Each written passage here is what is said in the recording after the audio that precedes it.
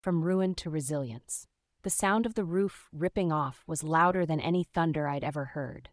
One moment, I was staring at family photos on my wall.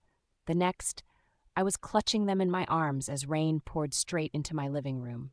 The storm tore through our neighborhood like it owned the place, scattering rooftops, memories, and plans for the future in a single night. I remember standing in the mud, numb, watching my home turn into a pile of soaked wood and splinters. That morning after, the silence felt heavier than the storm itself. But then, something unexpected happened. A neighbor trudged over, toolbox in hand, eyes still puffy from crying. Without a word, he started pulling debris from my yard. Soon, others joined. The single mom from next door, the retired couple down the street, even the grumpy guy who never waved.